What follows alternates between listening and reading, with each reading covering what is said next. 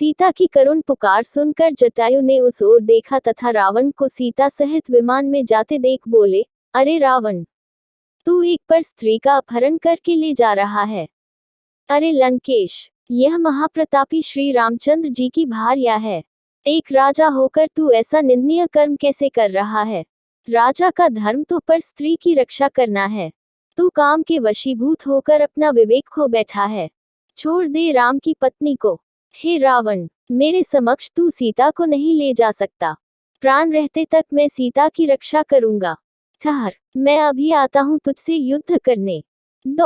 जटायु के इन कठोर अपमानजनक शब्दों को सुनकर रावण उसकी ओर झपटा जो सीता को मुक्त कराने के लिए विमान की ओर तेजी से बढ़ रहा था। विशालाकार दो पर्वतों की भांति वे एक दूसरे से टकराए। क्रुद्ध जटायु ने अपने पराक्रम से 2 बार रावण के धनुष को तोड़ डाला, उसके रथ को तहस नहस कर डाला और रावण के सारथी का वध कर डाला। उन्होंने मार मार कर रावण को घायल कर दिया। घायल होने के बाद भी रावण वृद्ध और दुर्बल जटायु से अधिक शक्तिशाली था। अवसर पाकर उसने जटायु की दोनों भुजाएं काट दी। पीड़ा से व्याकुल होकर मूर्छित हो वह पृथ्वी पर गिर पड़ा। जटायु को भूमि पर गिरते देख जानकी हा राम, हा लक्ष्मण कहकर विलाप करने लगी। रावण ने सीता को उसके केश पकड़कर उठा लिया और आकाशमार्ग से लंका की ओर उड़ने लगा। उस समय उन्नत भाल वाली, सुंदर कृष्ण केशों वाली, गौरवर्णा, मृगनयनी जानकी का सुंदर मुख रावण की गोद में पड़ा ऐसा प्रतीत हो रहा था जैसे पूर्णमासी का चंद्रमा नीले बादलों को चीरकर चमक रहा हो। सीता का क्रंदन सुनकर वन के सिंह, बाघ, मृग आदि रावण से कुपित होकर उसके विमान के नीचे उसके पीछे पीछे दौड़ने लगे। पर्वतों से गिरते हुए जलप्रपात ऐसे प्रतीत हो रहे थे मानो वे भी सीता के डैक से डहकी होकर करुण क्रंदन करते हुए अश्रु बहा रहे हों।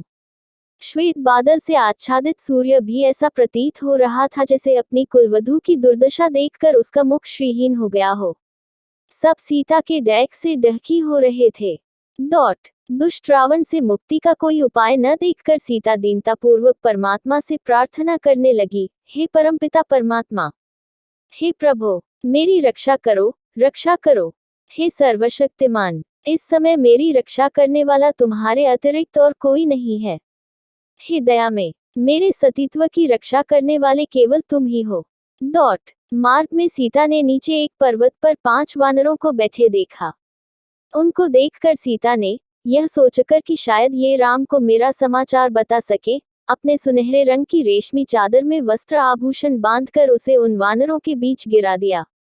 तीव्र गति से उड़ने में व्यस्त रावण को सीता के इस कार्य का बोध नहीं हो पाया। वनों, पर्वतों और सागर को पार करता हुआ रावण सीता सहित लंकापुरी में पहुंचा। वहां उसने सीता को मय दानव द्वारा निर्मित सुंदर महल में रखा और क्रूर राक्षसियों को बुलाकर आज्ञा दी, मेरी आज्ञा के बिना कोई भी इस स्त्री से मिलने न पावे।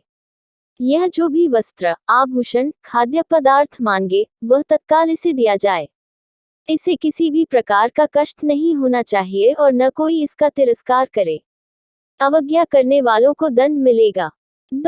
इस प्रकार राक्षसनियों को आदेश देकर अपने महल में पहुंचा। वहां उसने अपने 8 शूरवीर सेनापतियों को बुलाकर आज्ञा दी, तुम लोग जाकर दंडक वन में रहो। हमारे जनस्थान को राम लक्ष्मण नामक 2 तपस्वियों ने उजाड़ दिया है। तुम वहां रहकर उनकी गतिविधियों पर दृष्टि रखो और उनकी सूचना मुझे यथाशीघ्र देते रहो। अवसर पाकर उन दोनों की हत्या कर डालो। मैं तुम्हारे पराक्रम से भली भांति परिचित हूँ, इसलिए उन्हें मारने का दायित्व तुम्हें सौंप रहा हूँ। उन्हें इस प्रकार आदेश देकर वह कामी राक्षस वासना से पीड़ित होकर सीता से मिलने के लिए चल पड़ा।